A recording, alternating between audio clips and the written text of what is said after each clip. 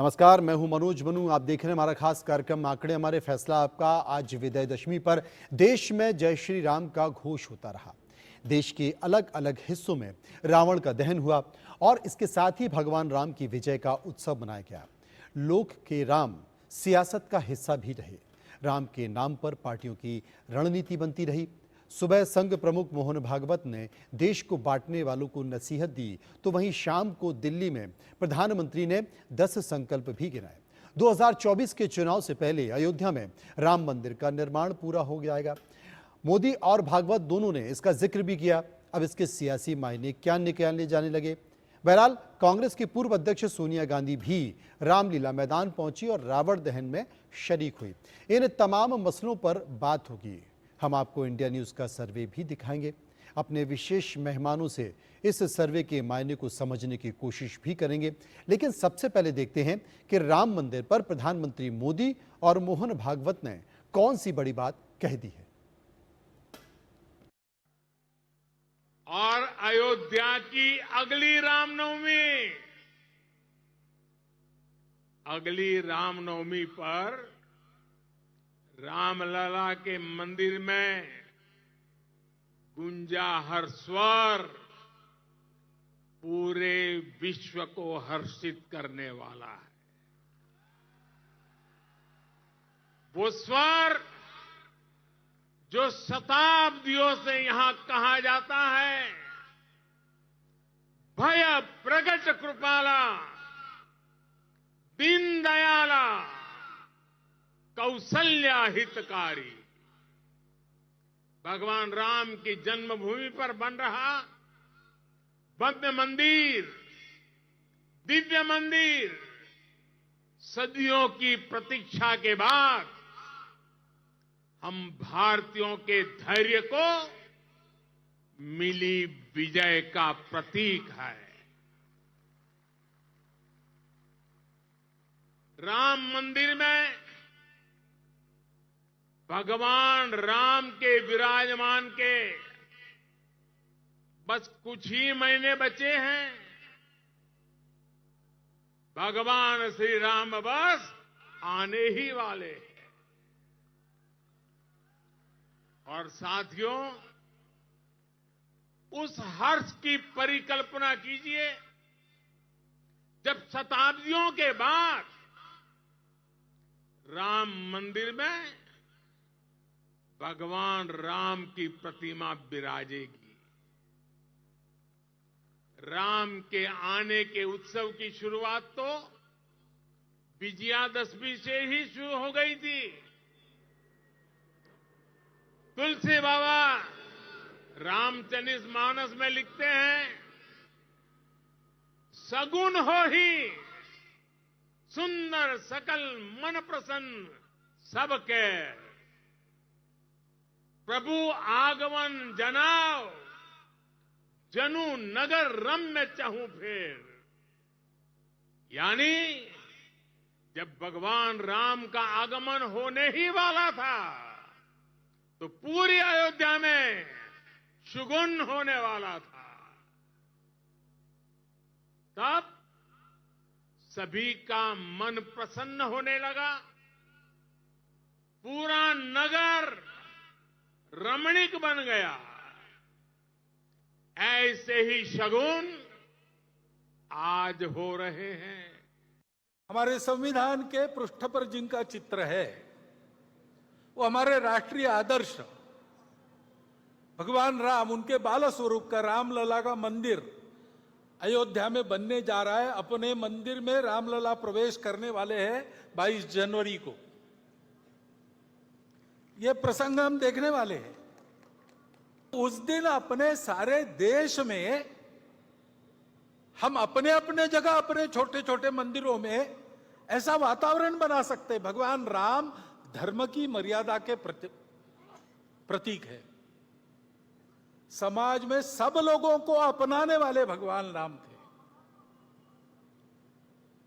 भगवान राम करुणा के प्रतीक है। इन सब बातों को ध्यान में रखते हुए ऐसा आत्मीयता का, सर्वसमावेशकता का, समरसता का, प्रेम का, स्नेह का वातावरण धार्मिकता का वातावरण सर्व देश में बने, ऐसे छोटे छोटे कार्यक्रम अपने जगह पर तो हम कर ही सकते हैं। विजयदशमी जिसे दशहरा भी कहते हैं, और आज का दिन जो खास तौर से जाना जाता है, माना जाता है और पहचाना भी जाता है कि बुराई पर अच्छाई की जीत। अब अपनी अलग अलग बातें हैं और उसके अलग अलग मायने भी निकाले जाते हैं। विस्तार से चर्चा करेंगे, चर्चा करके समझने की कोशिश करेंगे। इस वक्त हमारे साथ मौजूद हैं आलोक मेहता साहब, जो कि इंडिया न्यूज़ के एडिटोरियल डायरेक्टर हैं, हिमांशु भट्ट जो कि वरिष्ठ पत्रकार हैं, युवराज पोखरना वो भी हमारे साथ जुड़ेंगे, वरिष्ठ पत्रकार हैं। आलोक जी, सबसे पहले मैं समझने की कोशिश करता हूं क्योंकि आज का दिन खास है और ये दशकों से ये दिन संकेत देता आया है या कहें कि प्रेरणा भी देता आया है, लेकिन हर राजनीतिक दल का हर राजनेता इस प्रेरणा की या आज के दिन की परिभाषा को अपने हिसाब से गढ़ने की कोशिश करता है। बीजेपी भी करती रही है, कांग्रेस भी करती रही, लेकिन आज जो बात संघ प्रमुख मोहन भागवत ने कही, देश के प्रधानमंत्री नरेंद्र मोदी ने कही, उसके मायनों को आप किस रूप में देखते हैं? नमस्कार, मेरा ख्याल है मनोज जी, जी जिस तरह से विजयादशमी की शुभकामनाएं दी जाती है जी उसमें सरसंघ चालक को लेकर के मैं जरूर कहूंगा कि पहली बार है जो मैं लगातार हर वर्ष लगभग सुनता रहा हूं, पढ़ता रहा हूं, तो उन्होंने बहुत ही स्पष्ट शब्दों में एक तो अंतर्राष्ट्रीय से शुरू किया, G20 की सफलता, भारत की उपलब्धि, और दूसरा जो पहलू कि किसी तरह से भड़काने में न आए, और चुनाव आने वाले हैं, विधानसभा के चुनाव, जबकि ये सही कहा जाता है। हमेशा संघ के प्रमुखों ने इंटरव्यू में भी, मुझे भी 2 इंटरव्यू सुदर्शन जी ने या प्रोफेसर राजन सिंह ने दिए, तो उन्होंने बराबर ये कहा था कि हमारा एक सांस्कृतिक संगठन है, राजनीति से नहीं। राजनीति में हमारे लोग जाते हैं, विभिन्न क्षेत्रों में जाते हैं, लेकिन उस दृष्टि से मैं महत्वपूर्ण मानता हूं कि उन्होंने चुनावों के मद्देनजर, और हिंदुओं को एकता की बात तो हमेशा की जाती है, लेकिन विभाजनकारी तत्व होना, मणिपुर का भी जिक्र करना, कुछ हद तक उन्होंने एक अपने स्वयंसेवकों को भी कि भाई उत्तेजना में तो फिर तनाव होता है, झगड़े होते हैं, हिंसा भी हो सकती है, मणिपुर का संदर्भ भी उनका था। इस दृष्टि से मुझे लगता है कि उन्होंने एक राजनीतिक संदेश भी दिया जिसमें इस बात का है कि भारत बहुत आगे बढ़ रहा है, बहुत आगे उसका भविष्य है, और ये एक ऐसा स्वर्णिम काल है, मंदिर भी बन रहा है, उन्होंने भी कहा। और प्रधानमंत्री नरेंद्र मोदी जी ने भी चंद्रयान का, और इस बार वो द्वारका में थे। आमतौर पर भारत के प्रधानमंत्री राष्ट्रपति रामलीला मैदान या उसमें होते, मुझे पिछले वर्ष का, चूंकि पिछले 1-2 वर्ष तो बीच में वैसे ही कोविड काल था, उस समय तो ज्यादा ऐसे कार्यक्रम हुए नहीं जी। इस दृष्टि से द्वारका में जाकर के भव्य बड़े आयोजन में उन्होंने भी वही संदेश, एक तरह से थोड़ा राजनीतिक भी जिसमें मिली हो, राम मंदिर का जो वायदा पूरा कर दिया गया है, मंदिर बनकर भव्य आ गया है, और भारत कहीं न कहीं उनको जो तोड़ने जोड़ने की जो कोशिश होती है, भारत विरोधी ताकतें, जातिवादी, क्योंकि संघ का भी पूरा नारा रहा है कि जातिवाद को नहीं माना जाए, वो हिंदुत्व मतलब सारे हिंदू, सारे भारतीयों को, चाहे वो किसी भी धर्मावलंबी हो, ये संघ के प्रमुख अपने इंटरव्यूज में भी कहते रहे हैं। मुस्लिम शब्द का इस्तेमाल नहीं करते, लेकिन पहले के संघ प्रमुख ने तो ये भी कहा था कि 3% ऐसे हैं जो बाहर से आए, बाकी सब यहीं के, इसलिए हम सबको, मुस्लिम को भी भारतीय मानते हैं। इसलिए मेरा ऐसा मानना है कि एक बड़ा संदेश दोनों ने भारत के भविष्य की दृष्टि से एक उज्जवल भविष्य भी दिखाया, और सतर्क रहने के लिए जनता को भी आह्वान किया, क्योंकि दोनों बड़े फोरम है, 50,000 शाखाएं और करोड़ों लोग, संघ के भी लोग हैं लाखों, उसी तरह से जो कार्यकर्ता है, स्वयंसेवक जुड़े हुए हैं या इनडायरेक्टली जुड़े हुए हैं, और उसी तरह से प्रधानमंत्री ने भी दिल्ली में जिस तरह का संदेश दिया, वो एक उपलब्धि की जिक्र भी, बुराई पर बार बार बुराई का जिक्र करके, और रचनात्मक जो 10 उनके का एजेंडा है, सफाई वाला, लोगों को डिजिटल पर जाना, ये भी एक अच्छा एक है मौका, जिस समय जनता को अवेयर करने का कोशिश हमेशा प्रधानमंत्री करते हैं। जी, आलोक जी ने बहुत बढ़िया बात कही। हिमांशु जी के पास चलूंगा, वरिष्ठ पत्रकार है। हिमांशु जी,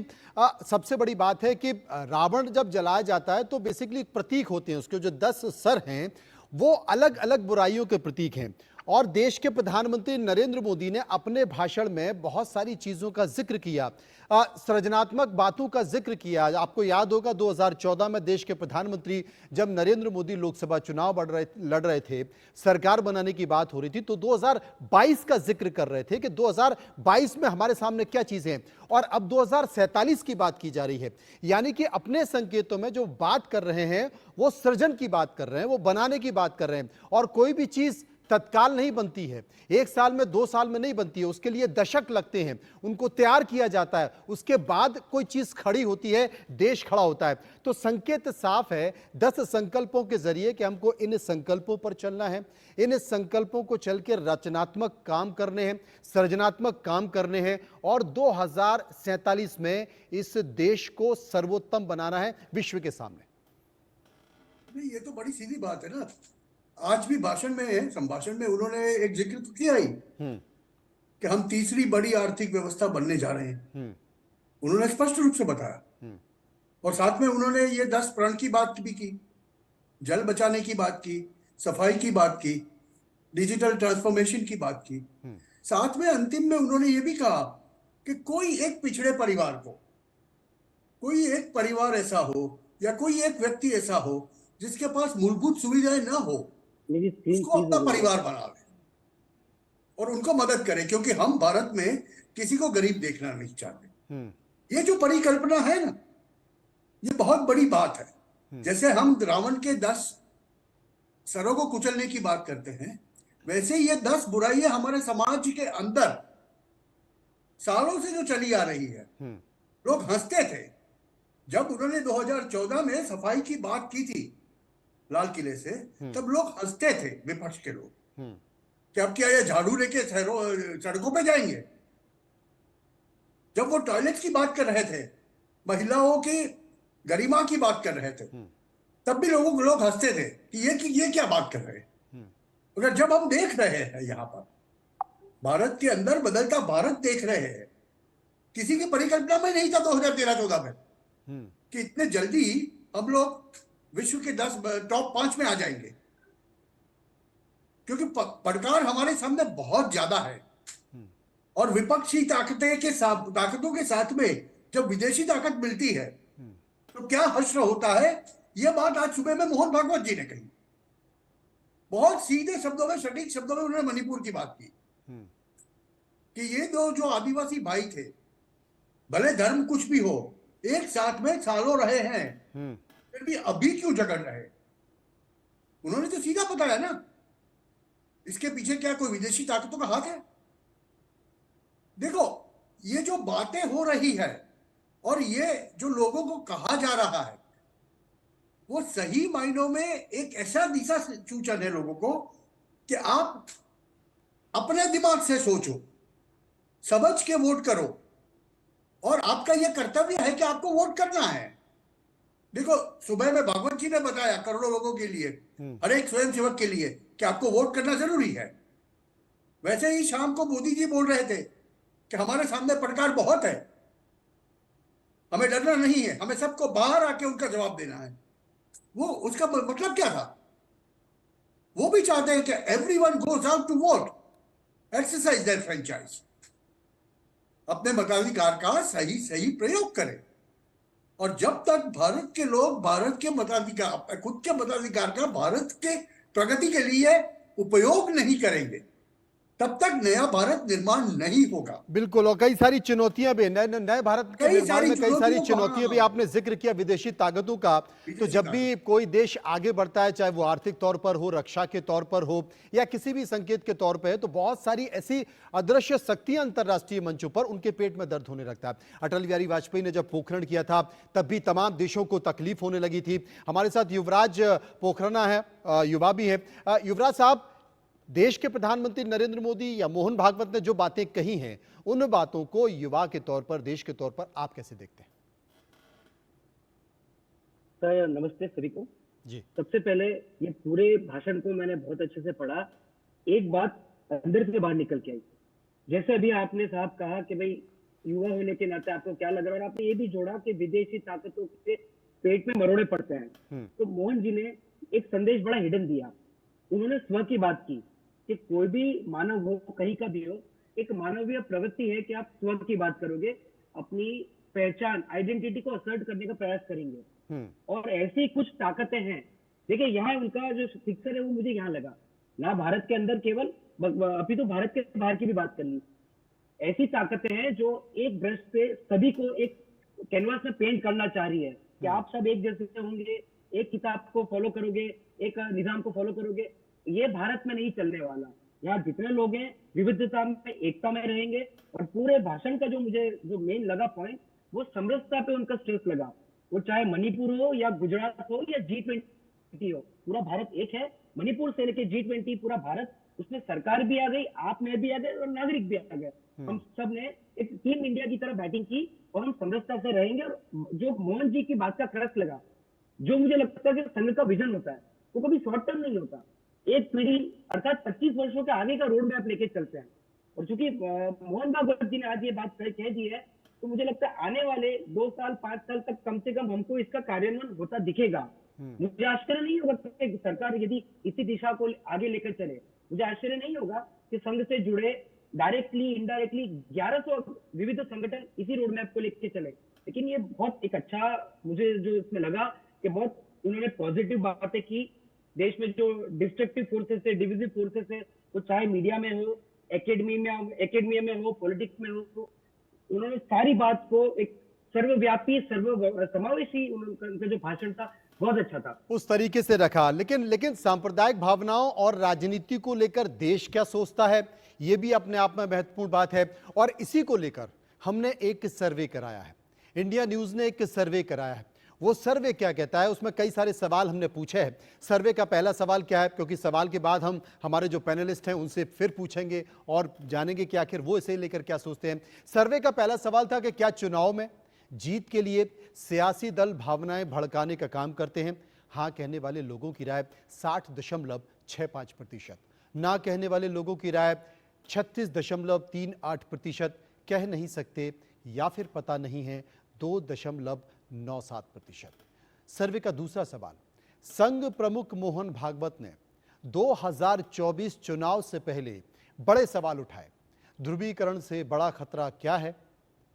सामाजिक समरसता भंग 10.57%, राष्ट्रीय एकता पर चोट 14.42%, हिंसा का खतरा 17.30%, विकास पर असर 29.80%, कह नहीं सकते या फिर पता नहीं है 27.91%।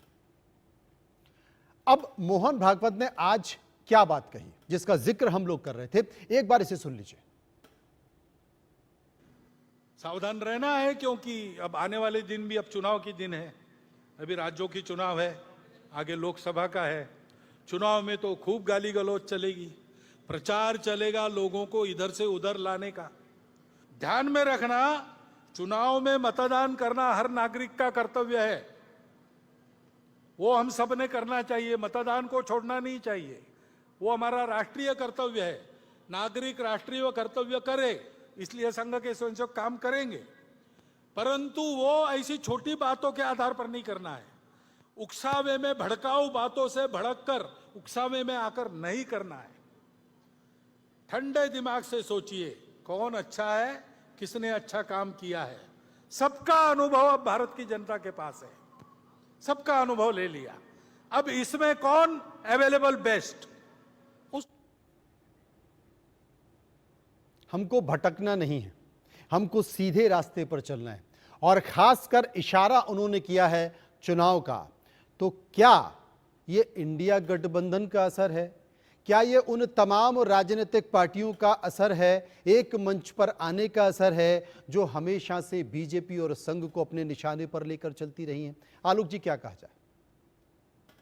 निश्चित रूप से मेरा ख्याल है कि जिस तरह से मोहन भागवत जी ने कहा है, वो एक तरह से चेतावनी भी है कि भाई जिस तरह चुनौतियां ज्यादा है, सफलता मिली है और काम को देखें, बहुत सारे सबको देख चुके हैं। लेकिन एक बार फिर से इशारा उनका उस पार्टी के लिए है जो भारतीयता को, विकास को, प्रगति को और पूरे संपूर्ण भारत को कैसे दुनिया में आगे बढ़ा सकता है। ये जो एक उनका पीछे संदेश है वो साफ ये है, क्योंकि उन्होंने और प्रधानमंत्री मोदी दोनों ने उस तरफ इशारा किया कि ऐसे तत्व हैं जो भड़काते हैं, जो राह भटका करके देश को भी खतरे में डाल सकते हैं। सीमा की बात भी प्रधानमंत्री ने भी की और मोहन भागवत जी ने भी की। तो जब चीन की बात आती है, पाकिस्तान का नाम दोनों ने नहीं लिया, लेकिन दूसरी तरफ राजनाथ सिंह जो खुद भी संघ के स्वयंसेवक रहे हैं, गडकरी जी तो आज खुद भी वहां हमेशा की तरह उपस्थित भी थे और महाराष्ट्र के डिप्टी चीफ मिनिस्टर भी, तो संघ से संबंध रखने वाले नेता जहां है वो सीमा पर और तवांग में जाकर के बताया वहां पर LAC में कहां तक हम कहां हैं, ये राजनाथ सिंह का बताना भी संघ के और प्रधानमंत्री के संदेश के साथ जुड़ा हुआ है। क्योंकि बार बार राहुल गांधी बार बार ये कहते हैं, संसद में कुछ और नेता भी, कि भाई सीमा पर जो कुछ हो रहा है वो तो घुस गया है, 2000 किलोमीटर आ गया है, आप हमको झूठ बोलते हैं। तो ऐसी स्थिति में उस बारे में भी चूंकि शक्ति की पूजा का जिक्र भी किया है दोनों ने जी। तो शक्ति की उपासना और भक्ति की उपासना और शांति समृद्धि की उपासना, ये जो संदेश है मुझे लगता है कि दोनों बड़े नेताओं का है। और इसीलिए आपके अपने सर्वे में भी आप देखेंगे कि ऐसे मुद्दों पर ज्यादा लोगों की राय सहमत जैसी दिखाई देती है। जी, कुछ और भी सवाल हैं सर्वे के, एक बार उन्हें ले लेते हैं। मोहन भागवत ने सर्वे का एक और सवाल, मोहन भागवत ने मणिपुर हिंसा को साजिश बताया है, कौन है जिम्मेदार? अब जो लोगों की राय है उसे आप देखिए। सीमा पार से साजिश 10.57%, विपक्षी पार्टियां 30.76%, सत्ताधारी दल से चूक 17.30%, कट्टरपंथी गुट 18.26% और कह नहीं सकते या फिर पता नहीं है 23.11%। मोहन भागवत का एक और बयान जो आज के भाषण में था उसे भी देखिए। मणिपुर की परिस्थिति को लेके अभी शांत हो रही है, लेकिन ये आपस में झगड़ा कैसे हुआ? बहुत वर्षों से वहां मणिपुरी मैतेई और मणिपुरी कुकी वो साथ में रहते हैं, अचानक कैसे झगड़ा हुआ? सीमा लगत क्षेत्र है वो भारत का, वहां पर ऐसा होना, वहां पर अलगाव की बातें खड़ी होना, वहां पर ऐसे आपस में झगड़े होना, इससे किसका फायदा है? बाहर की शक्तियों का भी फायदा है। बाहरी लोग थे क्या करने वाले? इशारा आप समझ ही रहे होंगे। अब सर्वे का एक और सवाल है, महत्वपूर्ण सवाल। मोहन भागवत ने राम मंदिर का जिक्र कर बीजेपी के लिए 2024 की राह आसान कर दी है। हाँ कहने वाले लोगों की राय 67.32%, ना कहने वाले लोगों की राय 27.88%, कह नहीं सकते या फिर पता नहीं है 4.80%। सीधे चलेंगे हम, हमारे तमाम मेहमान हमारे साथ बने हुए, हिमांशु भट्ट भी हमारे साथ मौजूद हैं। हिमांशु जी, हम जो सुन रहे हैं अगर उसको संकेतों में देखा जाए तो ये बात बहुत दूर तलक की है जो मोहन भागवत जिक्र कर रहे हैं, जिस बात का बहुत दूर तलक जाएगी भैया। जब से भाजपा बना है उनका तो एजेंडा रहा है ना, 3 पॉइंट एजेंडा। उसमें राम मंदिर का जिक्र है, राम मंदिर वहीं बनाएंगे, रामलला को वहीं प्रस्थापित करेंगे। 370-35 एक ही बात है और समान नागरिक धारा की बात है।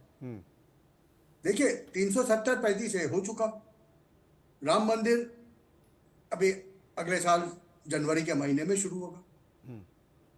CWC के बारे में, कॉमन सिविल कोड के बारे में बातें चल रही है, वो थोड़ा टेक्निकल है तो थोड़ा शायद वक्त लगेगा। और इस साल के दशहरा उत्सव पर मोहन भागवत जी का ये बयान उन्होंने एक तरह से ऑफिशियल कर दिया कि भैया 22 जनवरी को 2024 में राम मंदिर का निर्माण कंप्लीट होगा, राम मंदिर में रामलला बैठ जाएंगे। और हिमांशु जी एक संकेत और दे दिया कि हम ऐसा नहीं कर सकते कि जितने भी मंदिर हैं उसमें भी एक कार्यक्रम का आयोजन हो, वहां पर हर्ष उल्लास मनाया जाए। जी, ये तो ऐसी बात है ना कि इतने बड़े देश से अगर समझ लो 30-40 करोड़ लोग वहां जाने लगे, क्या होगा? अपने ही स्वयंसेवकों को उनको बोलना पड़ेगा ना, अपने ही स्वयंसेवकों को बोलना पड़ेगा कि भैया हर कोई एक साथ में वहां नहीं जा पाएगा, सबको पहले दर्शन करने हैं अयोध्या में राम मंदिर के। युवराज और जी साथ क्या में कहेंगे? ये एक सांस्कृतिक समरसता की बात है भारत के अंदर, कि अपने राम मंदिरों में हर जगह पे अगर हम उत्सव करें भारत के अंदर, तो एक ऐसी समरसता आ जाएगी, क्योंकि हम बात करते हैं अखंड भारत की, हिंदू की, और हिंदू की जो फिलॉसफी है उसको समझने की जरूरत है। ये हिंदू धर्म नहीं है, हिंदुस्तान में रहने वाले लोग हिंदू हैं, वो बात को बराबर समझने की जरूरत है। उस बात का जिक्र पहले मोहन भागवत कर चुके हैं। युवराज चुके पोखरना, हैं। आप क्या मानते हैं? यस, म्यूट म्यूट, सुनाई नहीं दे रहा। युवराज जी अनम्यूट कर लीजिए, आपकी आवाज नहीं आ रही है। सर, डिबेट ये नहीं है कि चुनाव 24 में है या नहीं है, पर मोहन जी का जो भाषण था, मैं मेरे स्तर पे उसे चुनाव से जोड़ के नहीं देख पाया। मुझे इलेक्टोरल भाषण नहीं लगा ये। इनफैक्ट एक युवा होने के नाते मुझे लगा कि मैं घर में रह रहा हूँ और घर के वरिष्ठ वडील पिता का भाषण था ये। आप यदि देखें तो उन्होंने कल्चरल मार्क्सिज्म और वोकिज्म की बात की है। उन्हें संस्कारों की चिंता थी कि भारत का युवा अमृत काल में जो 25 साल बाद 2047 में है, वो थोड़ा संस्कृति से जुड़ा रहे, भारतीयता से जुड़ा रहे। उन्होंने हिंदुत्व की बात की, भारतीयता की बात की। और यदि मैं घर में रहूंगा तो क्या मेरे पिता को ये चिंता नहीं होगी कि मैं सुरक्षित रहूं, मेरे घर पे कोई आक्रमण ना करे, अतिक्रमण ना करे? तो नेशनल सिक्योरिटी के पॉइंट ऑफ व्यू से उन्होंने चीन का नाम लिए बिना चीन की बात भी कर ली। तो मेरे लिए बड़ा एक भावुक भाषण था।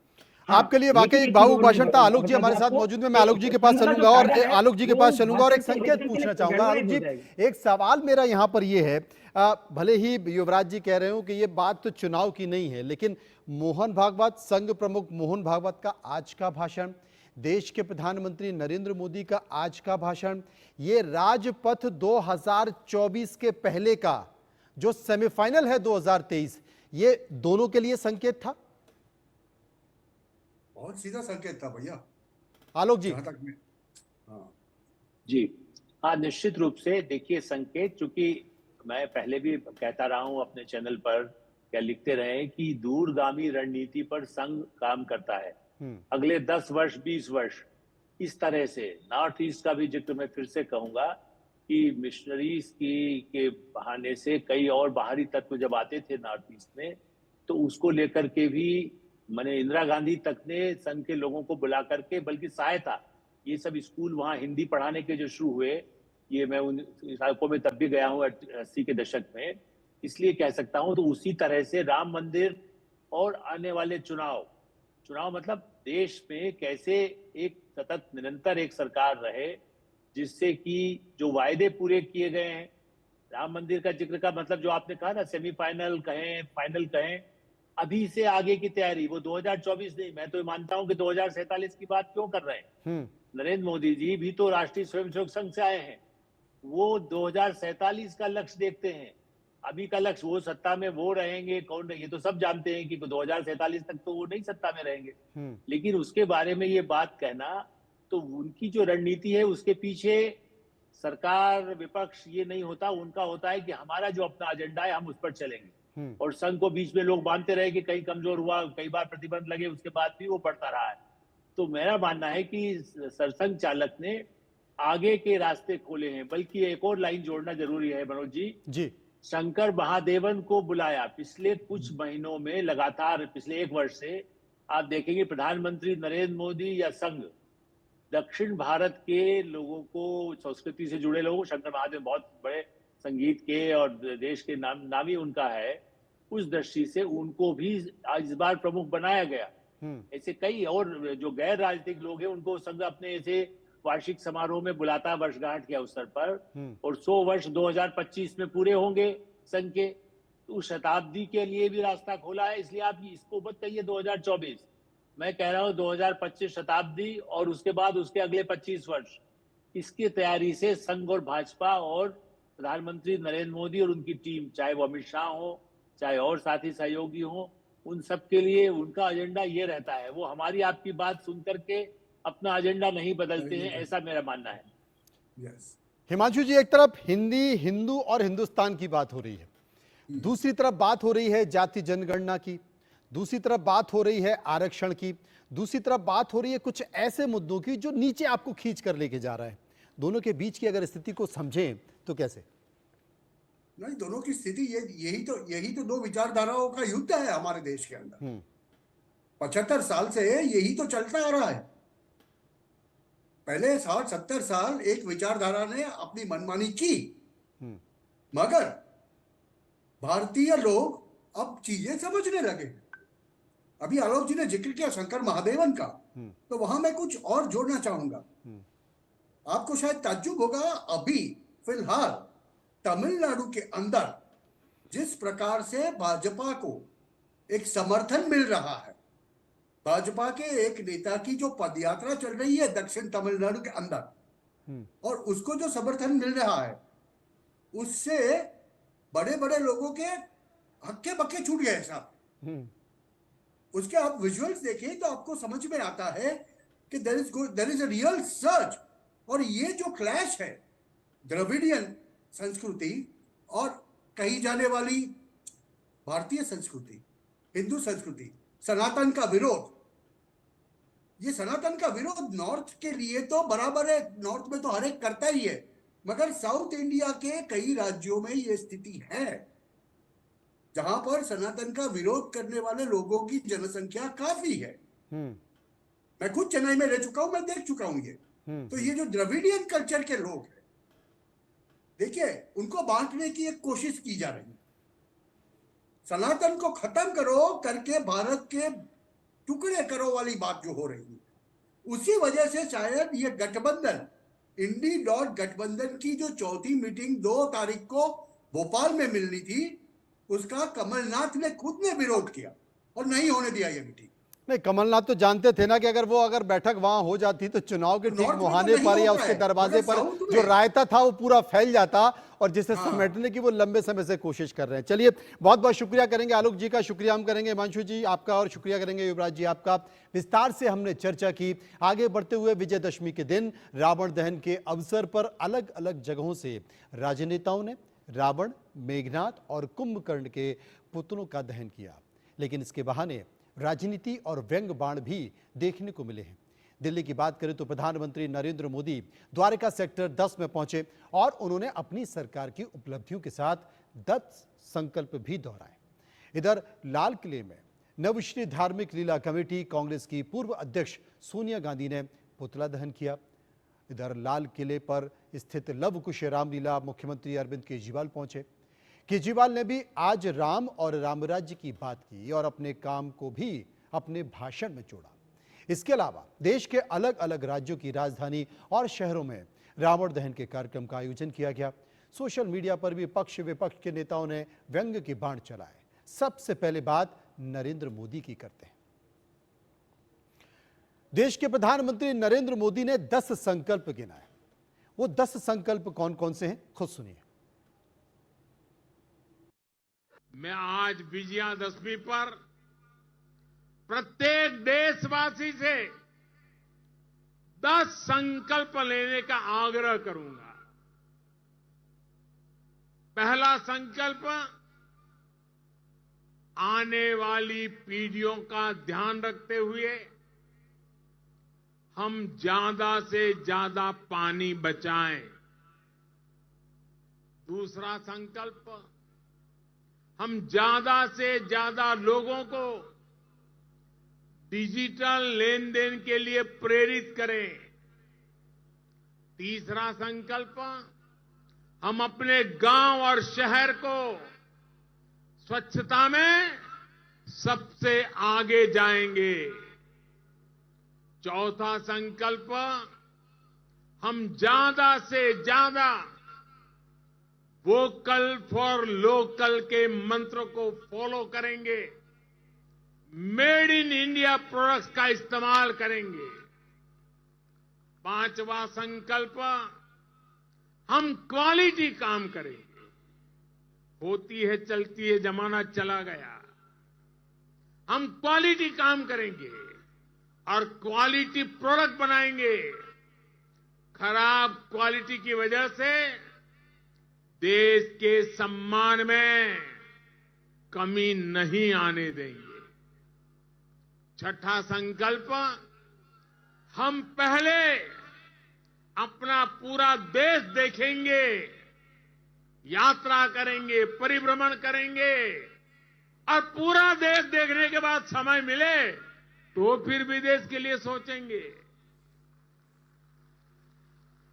सातवां संकल्प, हम नेचुरल फार्मिंग के प्रति, प्राकृतिक खेती के प्रति किसानों को ज्यादा से ज्यादा जागरूक करेंगे।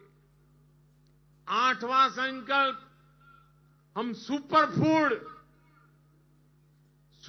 फूड मिलेट्स को, श्री अन्न को अपने रोजमर्रा की जिंदगी में शामिल करेंगे। इससे हमारे छोटे किसानों को और हमारी अपनी शहद को बहुत फायदा होगा।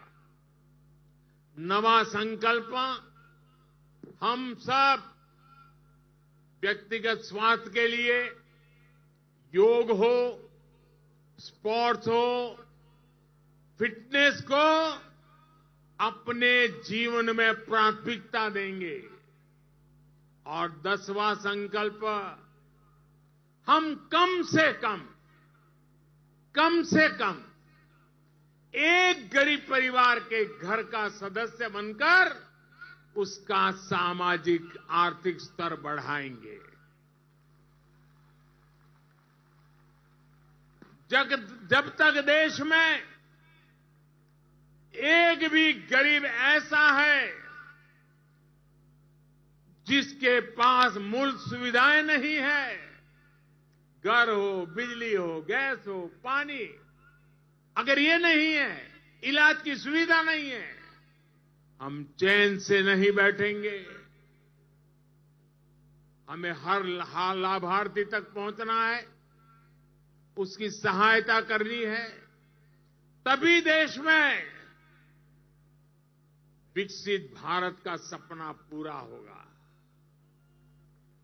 सबका विकास होगा, तभी भारत विकसित बनेगा। अपने इन संकल्पों को हम भगवान श्री राम का नाम लेते हुए पूर्ण कर पाए। विजयादशमी के इस पावन पर्व पर देशवासियों को मेरी इसी कामना के साथ अनेक अनेक शुभकामनाएं। तो ये बात थी देश के प्रधानमंत्री नरेंद्र मोदी की। अब दिल्ली के मुख्यमंत्री अरविंद केजरीवाल ने कैसे राम के त्याग की चर्चा की, राम राज्य की बात की और इसके बाद दिल्ली और दिल्ली की जनता के लिए वो क्या करना चाहते हैं, इस पर भी बहुत कुछ कहा। क्या कहा, सुनिए। बिल्कुल निस्वार्थ अपने माता पिता की आज्ञा मानने वाले। मैं सोच रहा था कि आज के जमाने में अगर कोई पिता किसी बेटे को ऐसा कहे, कोई नहीं करने वाला। ऐसे अपने भगवान राम हमारे आदर्श हैं। हमें उनकी जीवन से बहुत कुछ सीखना है, उनके आदर्श से बहुत कुछ सीखना है। और जो अपने हिंदू धर्म में राम राज्य की परिकल्पना है, हम तो बहुत छोटे हैं, रामचंद्र जी हमारे आदर्श हैं। राम राज्य तो बहुत ऊंची चीज है, लेकिन उनसे सीख के हम जो कुछ भी कर सकते हैं हम कोशिश कर रहे हैं। उधर दिल्ली की रामलीला कमेटी में जहां पर आज सोनिया गांधी मौजूद थी, वहां भी मोहम्मद अफसर जो कि हमारे सहयोगी हैं, उन्होंने एक रिपोर्ट तैयार की। देखिए रिपोर्ट।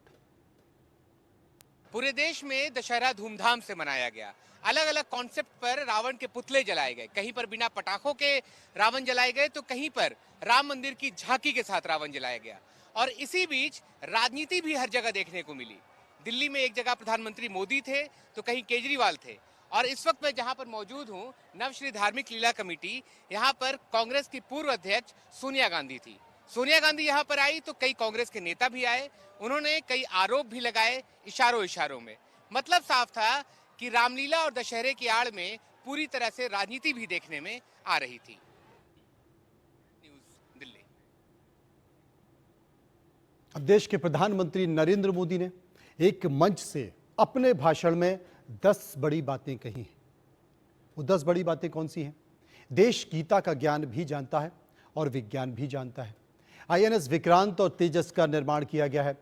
चंद्रमा और चंद्रयान को गए 2 महीने पूरे हो चुके हैं। शक्ति पूजा का संकल्प जानते हैं, मां के मंत्र भी जानते हैं। हमने संसद की नई इमारत में प्रवेश किया है इसी दौरान, और संसद में नारी शक्ति वंदन अधिनियम को पास भी किया है। वहीं अयोध्या में राम मंदिर भारतीयों की विजय का प्रतीक होगा इस बार। इसके साथ साथ देश के प्रधानमंत्री नरेंद्र मोदी ने कहा कि भगवान राम के विचारों का भारत बनाना है और उसके लिए हर संभव प्रयास करना है। देश को बांटने वाली विकृति का दहन हो, शस्त्र पूजा आधिपत्य के लिए नहीं बल्कि रक्षा के लिए हो। ये 10 बड़ी बातें देश के प्रधानमंत्री नरेंद्र मोदी ने आज इस मंच से कही, जिस मंच को आप अपने टीवी स्क्रीन पर देख रहे हैं।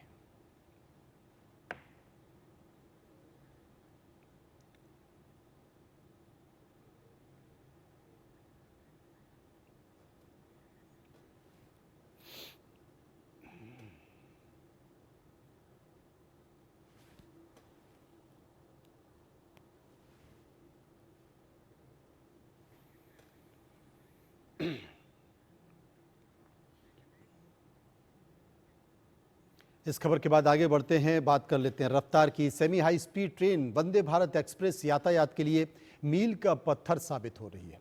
वंदे भारत एक्सप्रेस ट्रेन में आने से हवाई यात्रा और एयर टिकट में 30% तक की गिरावट आई है। सेंट्रल रेलवे ने वंदे भारत में यात्रा करने वाले पैसेंजर्स के बारे में पहली बार डेटा जारी किया है। सेंट्रल रेलवे ने 4 वंदे भारत ट्रेन में सफर करने वाले पैसेंजर्स के जेंडर और उम्र को लेकर डाटा भी जुटाया है। इनमें 3 ट्रेन मुंबई से शिरडी, गोवा और सोलापुर रूट की हैं। सितंबर महीने में यात्रियों के वंदे भारत में यात्रा करने की मांग 77% से लेकर 101% तक रही है। वंदे भारत एक्सप्रेस ट्रेन के परिचालन के बाद से एयर ट्रैफिक में 10 से 20% और हवाई टिकट में 20 से 30% की गिरावट आई है। वंदे भारत एक्सप्रेस ट्रेन को लेकर रेलवे के सर्वे का मकसद सर्विस, फूड और दूसरी सुविधाओं में बेहतर प्लानिंग को लेकर है।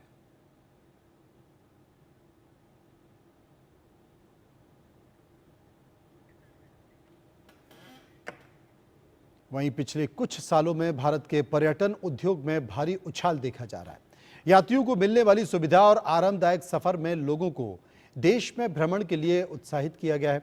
2030 तक भारत वैश्विक यात्रा पर खर्च करने वाला दुनिया का 4था सबसे बड़ा देश बन जाएगा और पर्यटन उद्योग पर भारत का खर्च 410 अरब डॉलर तक पहुंचने का अनुमान है। यह अनुमान Booking.com और मैकिन्से एंड कंपनी की ताज़ा रिपोर्ट में जताया गया है। रिपोर्ट के मुताबिक कोविड काल से पहले 2019 की तुलना में पर्यटन उद्योग में 177% की बढ़ोतरी देखी गई है। 2019 में भारतीय यात्रियों ने 150 बिलियन डॉलर खर्च किए और पर्यटन में खर्च करने के मामले में भारत अब 6ठे नंबर पर था। रिपोर्ट के मुताबिक 2019 में जहां भारतीयों की कुल यात्रा 2.3 बिलियन थी, जिसके 2030 तक बढ़कर 5 बिलियन होने की उम्मीद है। पर्यटन उद्योग में यात्रियों की संख्या बढ़ने का कारण आरामदायक सफर के साथ ही खाने के लिए रेस्टोरेंट और ठहरने की सुविधा भी है।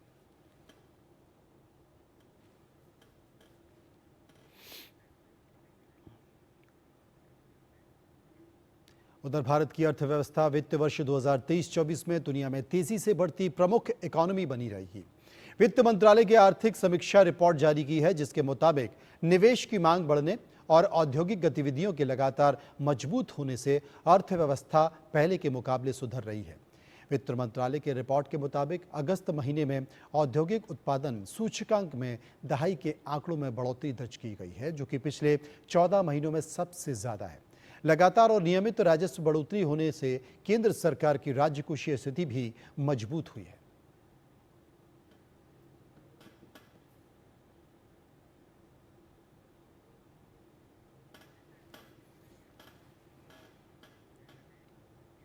और इसके बाद एक और खास खबर, प्रधानमंत्री नरेंद्र मोदी से मिले स्मृति चिन्हों और उपहारों की ई नीलामी 31 अक्टूबर को खत्म हो रही है। प्रधानमंत्री को मिली भेंट की नीलामी का ये 5वां दौर है। 5वें दौर की नीलामी में करीब 2000 बोलियां लगी हैं। इनमें भगवान लक्ष्मी नारायण, विट्ठल की मूर्ति, देवी रुक्मणी की मूर्ति और मशहूर आर्टिस्ट पेरिस मैटी की बनारस घाट की पेंटिंग्स के लिए सबसे अधिक बोली लगाई गई है। बनारस घाट के लिए 7 लोगों की बोली लगाई गई है। पेंटिंग के लिए आखिरी बोली 74.5 लाख रुपए की लगी है। 5वें दौर की ई नीलामी 2 अक्टूबर को शुरू होगी। इस बार नीलामी के लिए 900 से ज्यादा वस्तुओं को रखा गया है। नीलामी की राशि केंद्र सरकार के नमामि गंगे योजना में खर्च की जाएगी। केंद्र सरकार का नमामि गंगे प्रोजेक्ट गंगा नदी के संरक्षण और पुनर्स्थापना के लिए चलाया गया है। ई नीलामी पहली बार जनवरी 2019 में शुरू हुई थी। पिछले 4 संस्करण में 7,000 से ज्यादा वस्तुओं को नीलामी में रखा गया।